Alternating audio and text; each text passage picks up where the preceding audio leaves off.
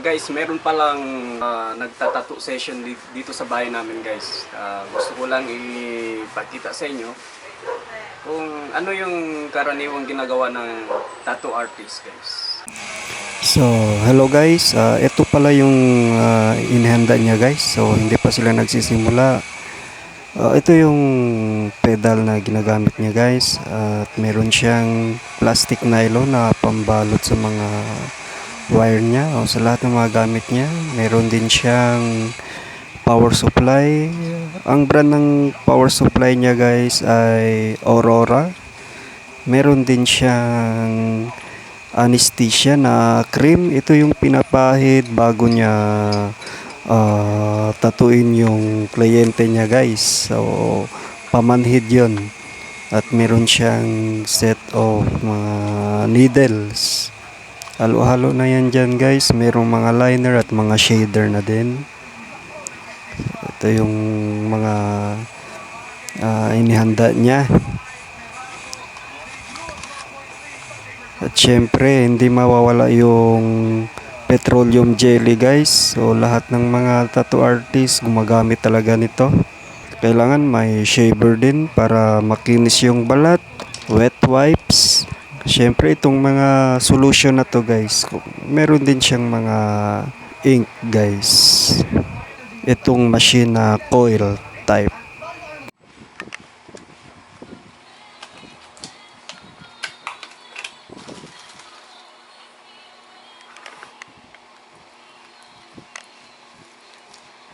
Guys, ito pala yung anesthesia, guys. Cream pala yung kanya. Anong brand ng anesthesia mo? TKTX. TKTX. Number 1. Magkano yan, boss? Pag original, nasa 750. Original, nasa 750. Oo. Makikita niya ng original po. Meron palang anesthesia na cream lang. Meron. Akala Para sa ko, mga tattoo. literal na injection talaga. Hindi pala, boss. Bawal tayo ganun, boss. Ha? Bawal tayo. Wala tayong license. Wala kang license? Kuha ka ng license, boss. Ilang taon ka na bilang isang tattoo artist? Bago pa lang, boss. Mga ilang taon, estimate mo? Sa ano pa lang, boss. 3 years pa lang, boss. Nasa 3 years. So, 3 years of experience. So, ang ginawa niya lang dito, guys, tracing method lang yung ginagawa niya dito. Anong klaseng papel ginamit mo, boss? Bond paper lang ba? Paper lang, boss. So, bond paper lang pala yung gamit niya, guys. Pwede lang pala.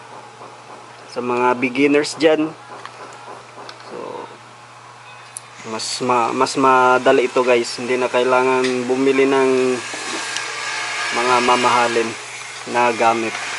DIY lang muna. Guys, itong anesthesia na nilagay sa braso niya, kailangan pa pala antayin ng 30 minutes bago umapekto yung anesthesia. So, mag-aantay pa siya ng kalating oras, guys, bago simula ng artist natin. Anong masasabi mo?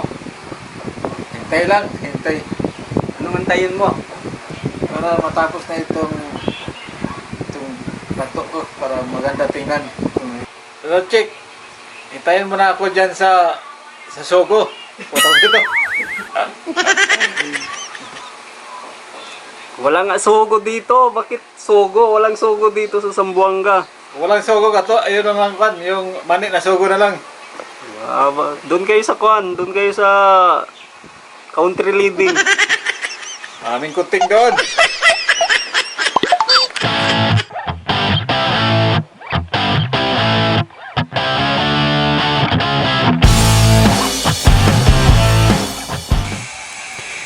Ayun na nga guys.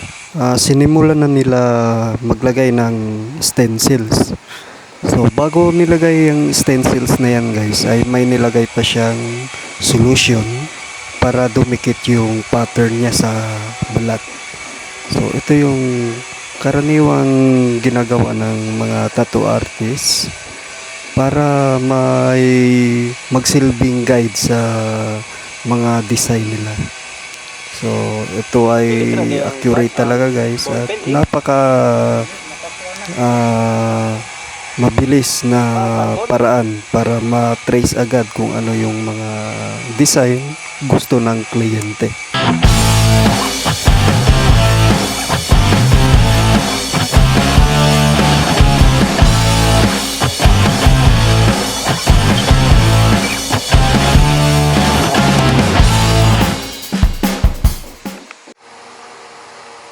Kay kuan-kuan ni Sweet o kay